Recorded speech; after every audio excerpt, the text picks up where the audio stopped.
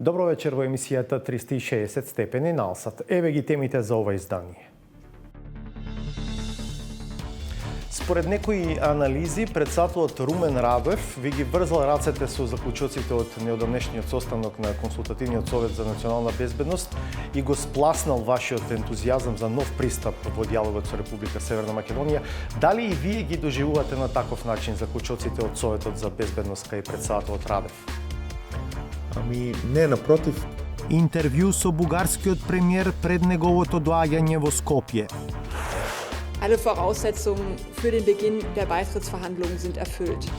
Die Beitrittsgespräche müssen unverzüglich mit Ihrem Land und mit Albanien aufgenommen werden. Позитивна порака од новата германска министерка за Европа, но без рок за кревање на бугарското вето. Комисијата за заштита од дискриминација со 3 пати помал буџет од бараниот. Се доведеме во ситуација тие што ни велат дека може да вработите нови службеници и не мотивираат да преземат службеници, не ни одобруваат пари за мео. Каде ќе седат тие службеници? На што ќе работат тие службеници? Обвинителството истражува зошто Оливер Спасовски 3 месеци не постапил по наодите за пропусти во станицата за технички преглед во Глумово, во која поминал и автобусот што изгоре во Бугарија. МВР и натаму молчи. Реклами па најавените содржини. Ве поканувам да останете на Алсат.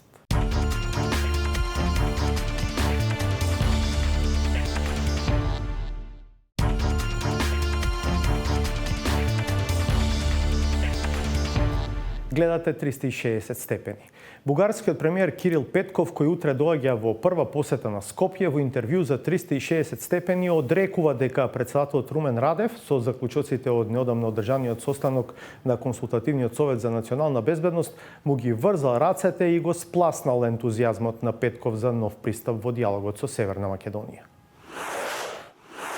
Според некои анализи, председателот Румен Радев ви ги врзал рацете со заклучоците од неодамнешниот состанок на Консултативниот совет за национална безбедност и го спласнал вашиот ентузијазам за нов пристап во дијалогот со Република Северна Македонија. Дали и вие ги доживувате на таков начин заклучоците од Советот за безбедност кај председателот Радев? Не, напротив, това, което и стана на Консултативния съвет е, че всичките партии и президента Румен Радев се обединихме около този нов подход. Всъщност потвърдихме разбира се, съществуващата позиция на България, но едновременно с това зададохме тона за следващите стъпки, които трябва да се случат. Така че от тази гледна точка тази обща платформа даде възможност да ми даде ясен и конкретен мандат за следващите стъпки, които трябва да направим заедно, защото в Консултативния съвет участваха всички партии парламентарно представени. Овде во Скопје во многу анализи се поставува прашањето кој сега ќе има палката во дијалогот со Република Северна Македонија. Дали премиерот Петков или председателот Радев? Всъщност няма палки тук.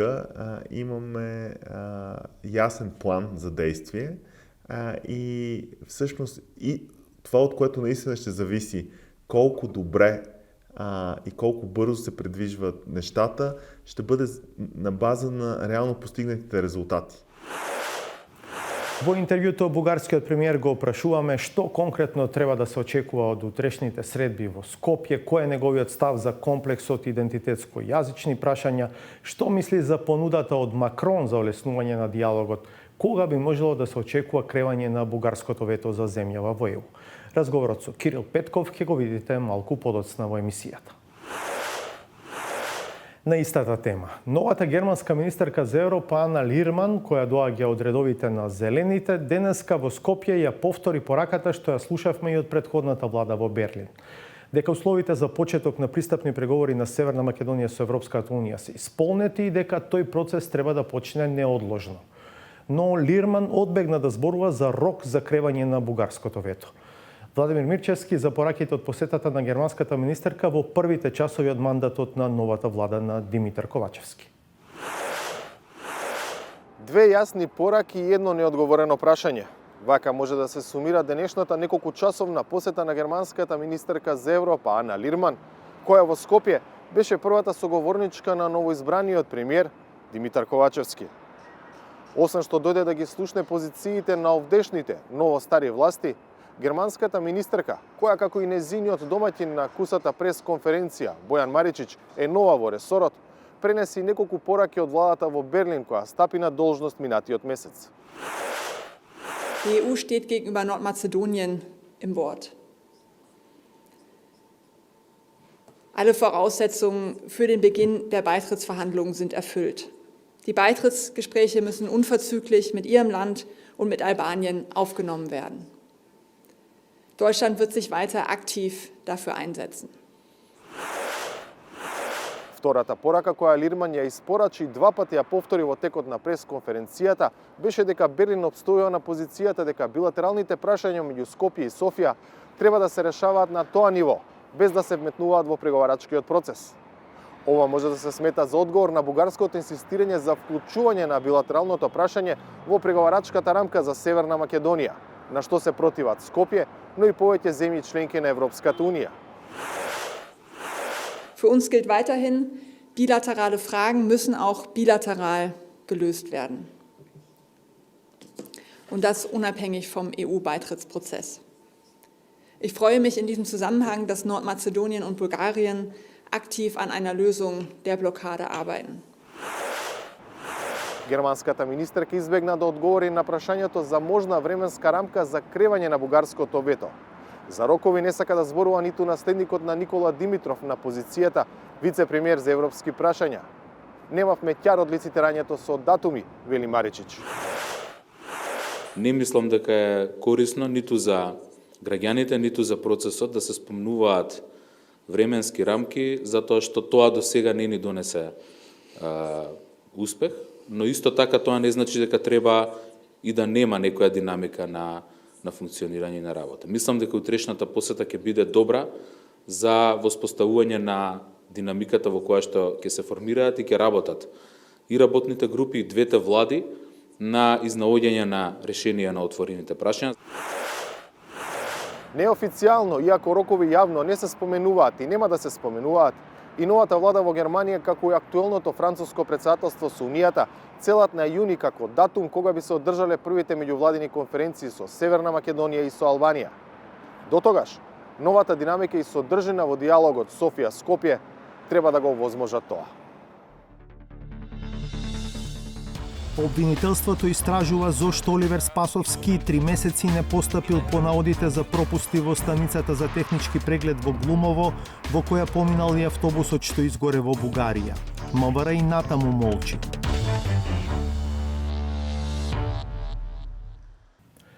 Комисијата за спречување и заштита од дискриминација добила 3 пати помалку пари од оние што ги побарала за 2022 година. А и требаат за да се доопреми и доекипира, без што не може нормално да функционира. Но и во вакви околности велат дека имаат резултати и ги охрабруваат граѓаните да им се обраќаат. Ги посети Славица Филиповска. Во строгиот центар на Скопје, во доскорешните простории на антикорупцијската комисија, сместена е нова, но не помалку важна институција – Државната комисија за спречување и заштита од дискриминација. Добар ден, добре ни дојдовте. Но овде нема ниту чувар, ниту хигиеничар. Немаме и многу други работни позиции кои всушност не се многу важни во овој момент. Гледам и скаливе не се пристапни. Ова пример е дискриминација за лице со попреченост. Ако сака да дојде да поднесе представка, да ве види, не може, нема пристапка. Да, сосема сте во право и во нашиот закон го пишува токму тоа. Непристапна инфраструктура за лица со попреченост представува дискриминација. Патем ние сме и орган кој треба да ги контролира другите и приватните и државните институции околу пристапност. За жал, просториите кои ни се дадени на користење не се пристапни, и иако во нашиот закон стои децидно дека во нашиот буџет мора да се бидат обезбедени средства за обезбедување пристапност, ни во минатиот, ни во сегашниот буџет за 2022 такви средства не се обезбедени. Пред вселувањето тука, комисијата која треба да е независно тело, состаноци одржувала во клубот на пратеници кој се смета за неутрален терен. Освен овој објект, со ланскиот буџет добиле и пари за мебел, но бидејќи немале вработен со лиценца за јавни набавки, не можеле да купат ниту едно столче.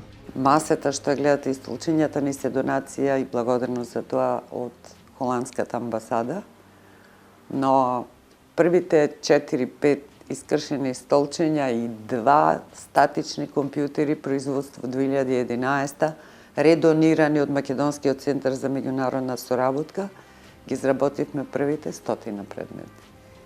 Дури еден куриозитет, да кажам, заради неможноста да го користиме буџетот.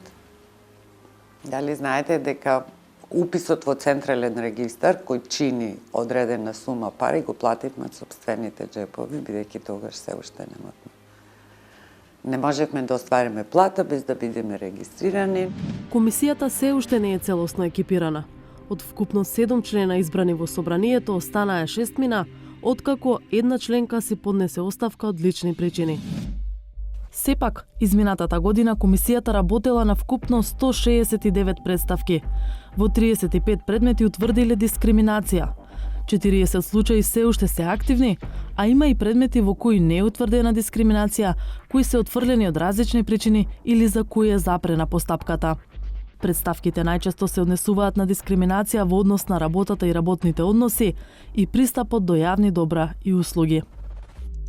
Се заприметува голема своеволност на раководните структури и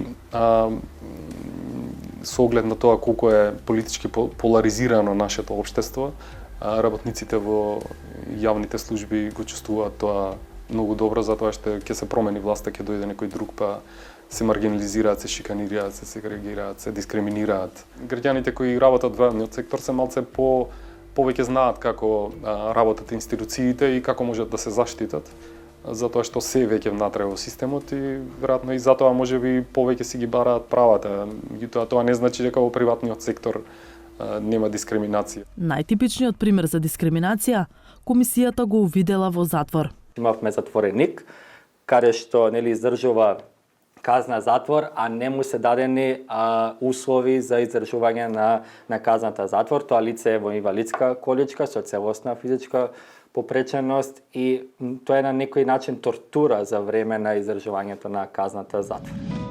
Со новиот закон донесен во октомври 2020 година, комисијата доби и проширени надлежности. Може да се јави во улога на пријател на судот, односно да дава дополнителни информации и податоци од позиција на експертско тело. Може да биде и замешувач, односно да се вмеша на страна на тужениот или тужителот и да биде активна странка во постапка. 3 пати досега комисијата се нашла во улога на пријател на судот, додека во еден тековен спор, комисијата чека судска одлука дали ќе се дозволи замешување во процесот. Станува збор за тужба за заштита од дискриминација, судска постапка исто, во која што тужителите бараат утврдување на дискриминација, односно вознемирување како форма на дискриминација во учебник. Во овој случај комисијата одлучи да биде замешувач, односно да побара да се замеша на страната на тужителите, се со цел да на некој начин придонесеме за превенција и заштита од дискриминација генерално во учебниците. Минатата година комисијата ја протурка со буџет од околу 250.000 евра, оти толку одлучи да им даде државата. Годинава, со експертска помош, скроиле буџет од 750.000 евра, но повторно им е одобрена само 1/3. Во делот за мебел, ние немаме воопшто веќе пари, а во исто време ќе ни се одобри план за вработување на 4 или 5 нови службеници и плюс бевме мотивирани преку движење на администрација да земеме нови службеници како би ја пополниле стручната служба, нешто што е неопходно за работа на комисијата, па така ќе се доведеме во ситуација тие што ни велат дека окей, може да вработите нови службеници и не мотивираат да преземеме службеници, не ни одобруваат пари за мебел. Каде ќе седат тие службеници, на што ќе работат тие службеници? Сакам да кажам дека добиваме впечаток дека тие што го правеле буџетот воопшто не ги знаат потребите на комисијата и воопшто не го земале предвид нашиот буџет. Сепак, и покрај сложените услови во кои функционира, комисијата ги поттикнува граѓаните да поднесуваат представки. Тоа може да се направи по пошта, лично или онлайн, преку нивната веб страница. но секое прекршување на право не значи и дискриминација. Да сватат зошто се третирани нееднакво, кој е основат, што е она што ги разликува. Доколку детектираат што е она што ги разликува од останатите луѓе во нивниот колектив и поради тој основ тие се третирани нееднакво, тогаш тоа е представка за Комисијата за спречување и заштита од дискриминација. Ние носиме мислење и во тоа мислење согласно нашиот закон даваме препорака која што е во насока на отстранување на дискриминацијата. И таа препорака ја даваме до дискриминаторот и му даваме рок од 30 дена до 60 дена, 30 дена до 6 месеци за да ја отстрани дискриминацијата. Доколку не ја отстрани дискриминацијата, имаме законска можност да поведеме прекршочна постапка во преднадлежен суд и за тоа дискриминаторот да плати парична казна. Паричните казни се прилично високи, може да стигнат и некаде до 10.000 евра. Зависи дали е правно лице, физичко лице и колкава е штетата нанесена на оној кој што е понел дискриминацијата. Дополнително, нашето мислење може да се користи како материјален доказ во судска постапка. Токму мислење на претходната комисија на чело со Александар Даштевски му помогна на екс-премиерот Никола Груевски да добие азил во Унгарија, оти антидискриминацијска оцени дека тој бил политички дискриминиран во земјава. Груевски го добил мислењето за 52 дена, додека комисијата беше мета на критики оти не постапува или развлекува постапки од незина надлежност. Од сегашниот состав на чело со Бендевска тврдат дека не трпат притисоци, но и дека не би си дозволиле таква ситуација. Не им е драго на носителите, не моги да ги кажам, кога ќе утврдиме постојање на дискриминација, меѓутоа буквално принципот врз кој работиме како индивидуалци, но колективно одлучуваме, согласно законот, е дека нашата независност, но и нашиот интегритет и довербата што треба граѓаните да ја стекнат во нас, е единствено можна доколку судиме само по факти и аргументи, без оглед за кои имења и презимења станува збор. Колку системот нив ке ги заштити од дискриминација, очекуваат да се види со следниот ребаланс на буџетот.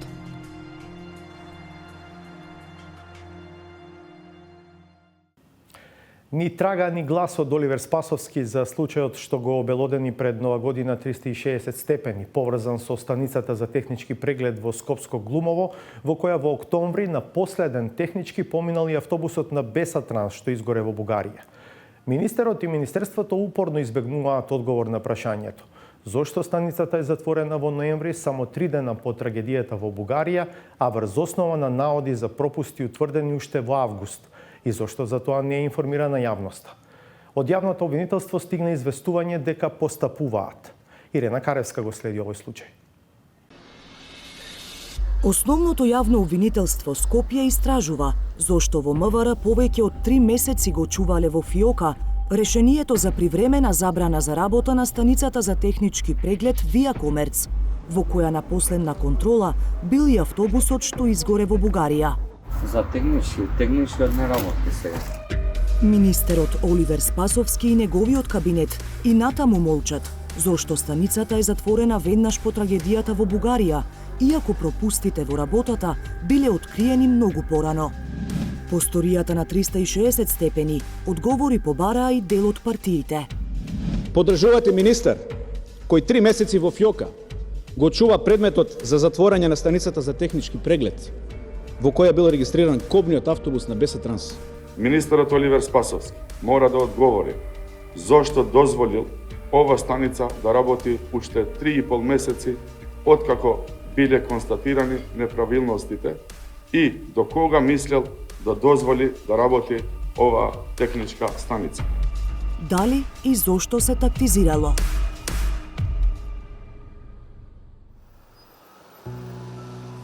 За едно возило да може да учествува во сообраќајот, мора да помине низ процесот на технички преглед, осигурување, регистрација. Вакви услуги до неодамна нудеше и компанијата Вија Комерц Джемалј во Скопско Глумово. Тука во октомври последна контрола минал и автобусот на Бесатранс, кој изгоре во Бугарија на крајот на ноември, при што загинаа 45 лица. 3 дена по трагедијата, без да биде информирана јавноста, Спасовски привремено ја ставил компанијата под клуч. За технички не работи сега. Не? Не. До кога? Од среда ќе почнеме со работа. Пред 4 дена, станицата се уште беше затворена. Она што е проблематично во целиот случај е тајмингот и околностите во кои е издадена забраната за работа. Како што претходно објави 360 степени, решението е подпишано од министерот Оливер Спасовски на 26 ноември 2021 година. Но пропустите во работењето биле откриени од МВР 3,5 месеци претходно, уште во август истата година. Според записникот од надлежните служби во МВР, контролата е направена на 12 август, а на 25 истиот месец е изготвен предлог за привремена забрана за работа. Министерот за внатрешни работи Оливер Спасовски од засега необјаснети причини тогаш не го потпишал решението, па станицата продолжила да работи. Во меѓувреме на 5 октомври, тука на преглед поминал и автобусот на Бесатранс, кој изгоре на автопатот во Бугарија. 3 дена по трагедијата, Спасовски, без да ја информира јавноста, ја подпишува забраната за работа, која стапува на сила на 6 декември.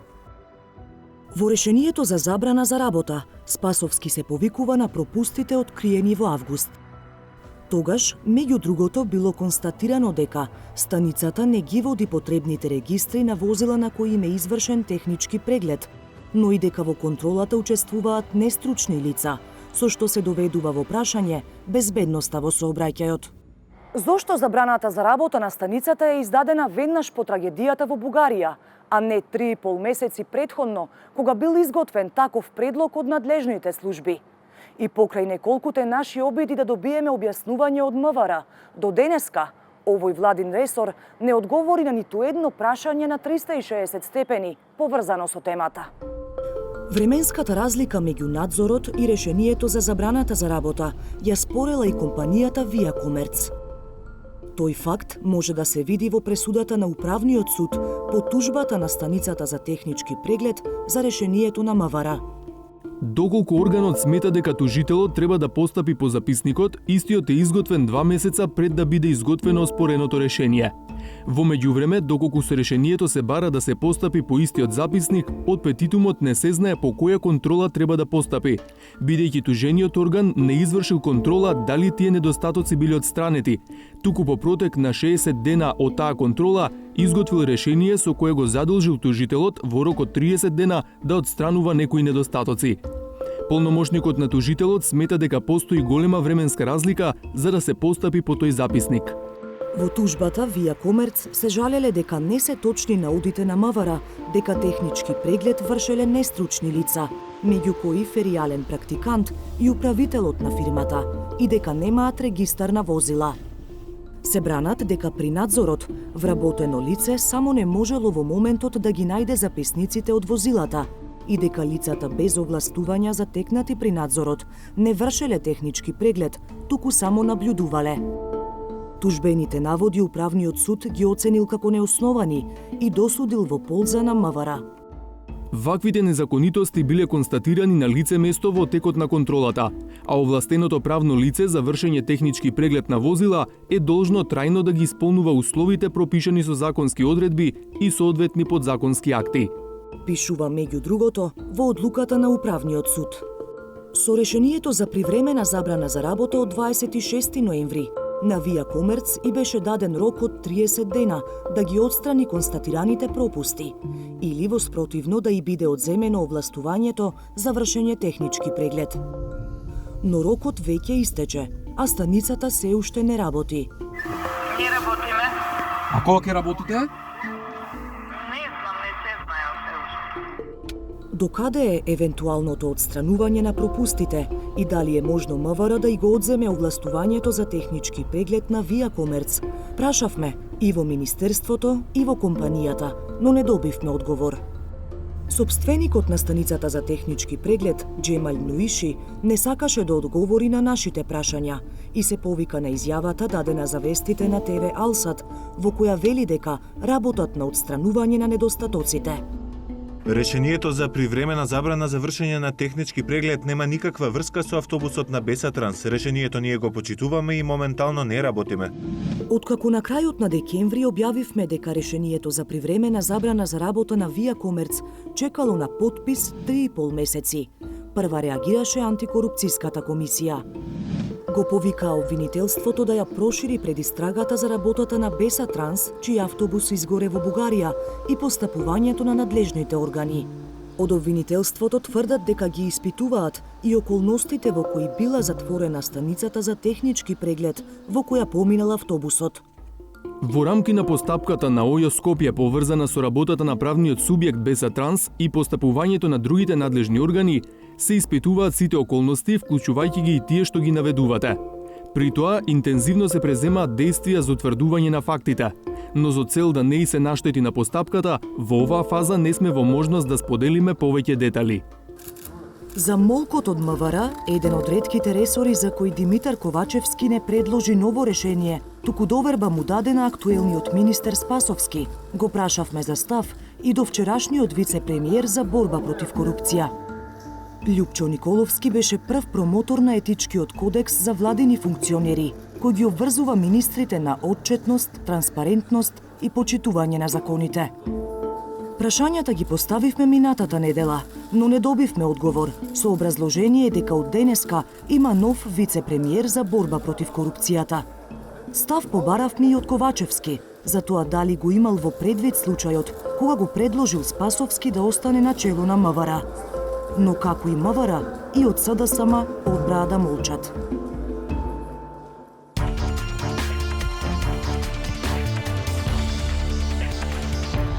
Наред е најавеното интервју со бугарскиот премиер Кирил Петков пред неговото утрешно доаѓање во Скопје. Премиере Петков, благодарам за ова интервју.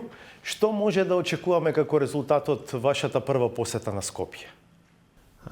Аз много се надявам да направиме така един много добър старт на диалога с вашето правителство. Така с Димитър Ковачевски вече се чухме по телефона и така аз искам да покажа и с бързото идване след неговата така нова роля, че ще имаме един подход на диалогичност и на конструктивизъм, който реално се надявам, че ще постигне и бързи резултати. Надявам се като реални резултати да договорим групите, които ще се срещат в темите икономика, инфраструктура, култура, евроинтеграция и история, да направим един много добър и ясен план за оперативно колко често те ще се срещат. Аз даже бих предложил да се срещат един път на месец всичките тези групи и даже бих се радвал да не са наведнъж, а всяка седмица да имаме по една такава среща, така че да направим един много интензивен план от срещи с, надявам се, много бърз прогрес по всичките тези теми. Се појавија информација дека веќе на 25 јануари ќе се одржи заедничка седница на двете влади. Дали можете да го потврдите тоа? Да, с удоволствие. Ние нямаме време за губене, така че от тази гледна точка сега не съм говорил с Димитър Ковачевски до този момент точно коя да е датата, но това звучи за мен като един много добър и оперативен план. Нямаме време за губене, 25-ти, защо не? Според некои анализи, председателот Румен Радев ви ги врзал рацете со заклучоците од неодамнешниот состанок на Консултативниот совет за национална безбедност и го спласнал вашиот ентузијазам за нов пристап во диалогот со Република Северна Македонија. Дали и вие ги доживувате на таков начин заклучоците од Советот за безбедност кај председателот Радев? Не, напротив, това, което и стана на Консултативния съвет е, че всичките партии и президента Румен Радев се обединихме около този нов подход. Всъщност потвърдихме така, разбира се, съществуващата позиция на България, но едновременно с това зададохме тона за следващите стъпки, които трябва да се случат. Така че от тази гледна точка тази обща платформа даде възможност да ми даде ясен и конкретен мандат за следващите стъпки, които трябва да направим заедно, защото в Консултативния съвет участваха всички партии парламентарно представени. Овде во Скопје во многу анализи се поставува прашањето кој сега ќе има палката во дијалогот со Република Северна Македонија. Дали премиерот Петков или председателот Радев? Всъщност няма палки тук. Имаме ясен план за действие и всъщност и това, от което наистина ще зависи колко добре и колко бързо се придвижват нещата, ще бъде на база на реално постигнатите резултати. Аз това се надявам да го направим абсолютно в най-така практичен порядък. Де-факто зависи от работните групи, от прогреса, който постигаме и ако успеем наистина да изградим така мост на доверие и конкретност, аз се надявам, че това ще е истинската палка, ако вие така го казвате. Палката ще бъде реалните резултати. Повторно ќе се реферирам на Консултативниот совет за национална безбедност во видео обраќањето по состанокот. Меѓу темите за кои треба да се разговара меѓу Софија и Скопје, прв пат вие лично ги споменувате и правата на македонските бугари. Може ли да ни кажете што конкретно очекувате на тој план од Република Северна Македонија? Това, което е важно, две неща. Едното е, че българите в Република Северна Македония да имат равноправни права с другите конституционни народи. Това е важно да се каже. И разбира се, не само за тях, но принципно като цяло да сме сигурни, че няма език на омраза, няма дискриминация и няма неглижиране на човешки права за всички хора в Република Северна Македония. С други думи, просто ние държим да сме сигурни, и аз мисля, че това е добре и за Република Северна Македония, и за България, че всичките права на българите в Република Северна Македония, както и на другите групи, са равнопоставени от закона. Во повеќе изјави од официјални бугарски представници и во заклучоците од Консултативниот совет за безбедност се вели дека Бугарија никогаш не го негирала и не го негира правото на граѓаните на Република Северна Македонија да се самоопределуваат врз основа на сопственото самосознание, како и да ги користат своите јазици според уставот на својата држава. Од друга страна, во рамковната позиција од 2019 потврдена и од Советот за безбедност, меѓу другото се наведува дека Бугарија не треба да дозволи интеграцијата на Република Северна Македонија да биде придружена со европска легитимација на државно спонзорирана идеологија на антибугарска основа. До сега не сме слушнале ваши ставови за овој корпус на прашања, па ме интересира која е вашата позиција за овие теми. Това, което е важно да се каже, аз съм горд, че България беше още така една от първите, да не кажа първата страна, която призна Република Северна Македония като независима държава.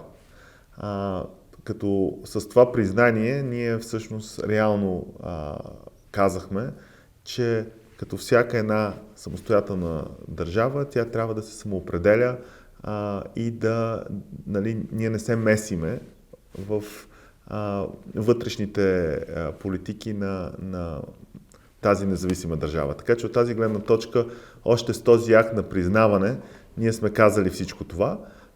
Това, което акцента на Консултативния съвет беше, да сме сигурни, че, както го казах преди малко, и правата на българите в Република Северна Македония са равнопоставени с другите народи, в които техните права са запазени от Конституцията. Това е единственото, което е важно не само за България. Аз мисля, че като за целия Европейски съюз е важно да сме сигурни, че всичките права на всичките тези хора са на едно и също законово ниво и с голямо потвърждаване, че дискриминацията по никакъв начин не може да бъде част от третирането на едни или други хора. Но това не е намеса по никакъв начин при вас. Това е просто общо европейски и аз мисля, че Република Северна Македония също това би трябвало да го постави на високо ниво. За всички граждани на Европейския съюз това трябва да е факт.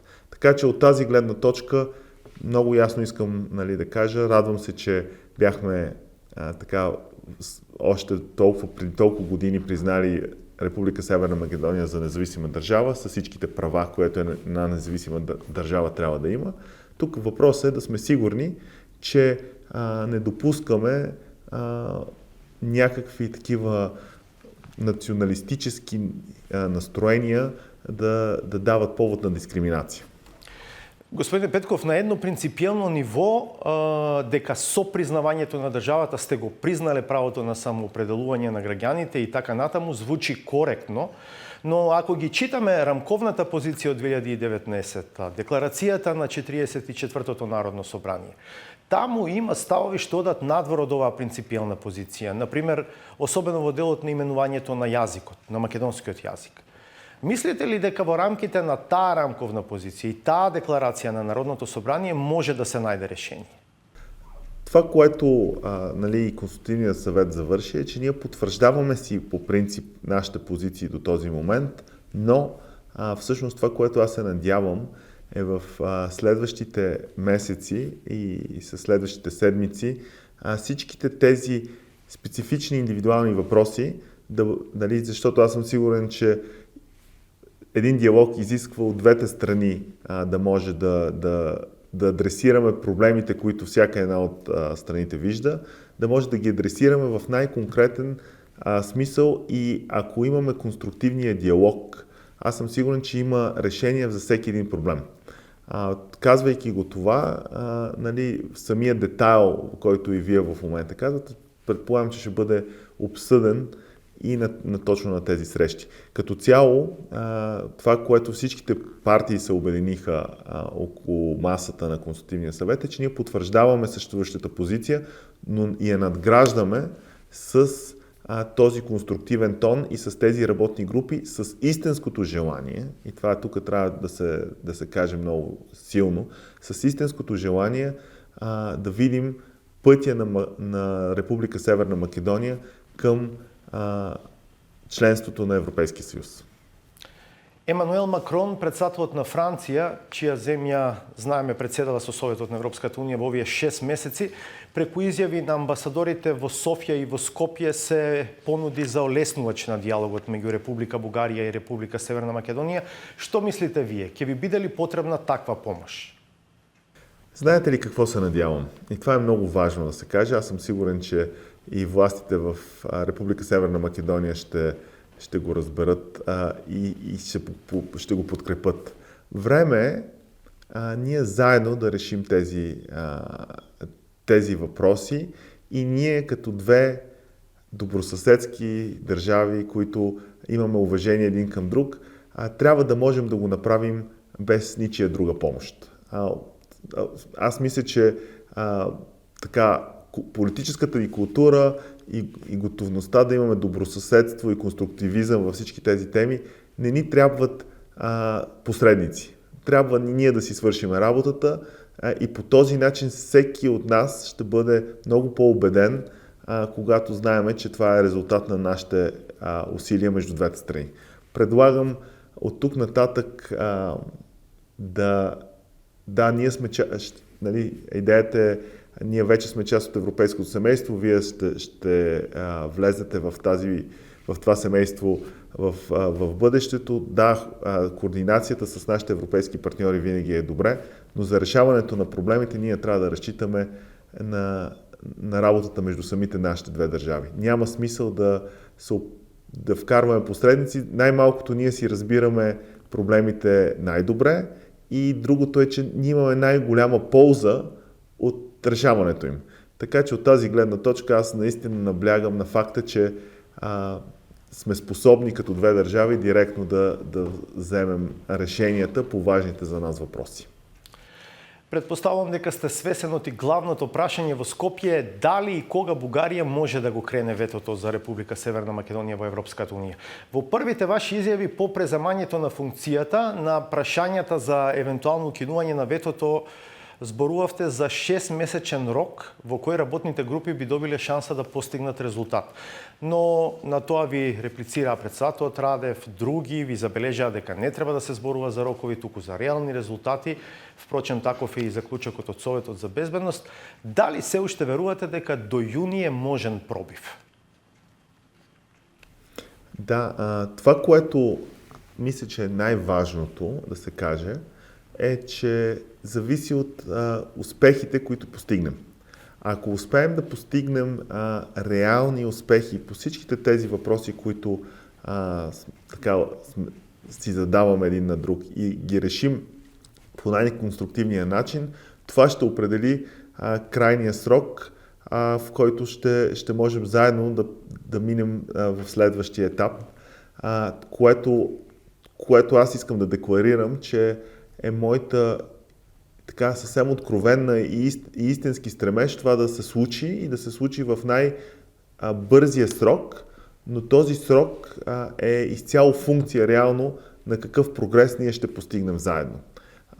Това мисля, че е най-откровеният и истински отговор, за да можем да имаме ясната представа, че е въпрос на общите ни усилия, а не е въпрос просто на календарни дати.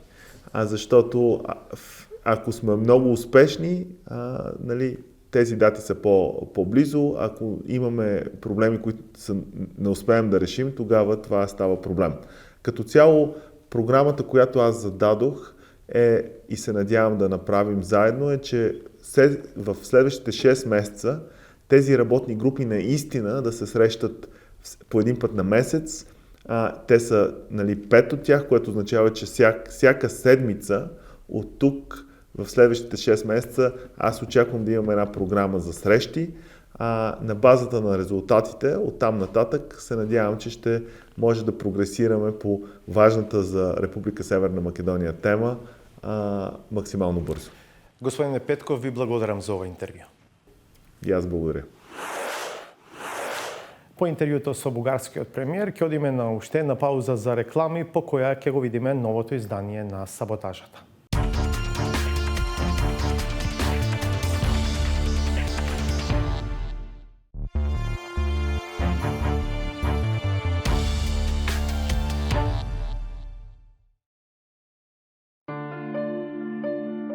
Диалектите се богатството на македонскиот јазик. Тие добиваат својата специфична вредност кога при изборот на зборови се употребуваат токму оние кои му даваат посебен шарм.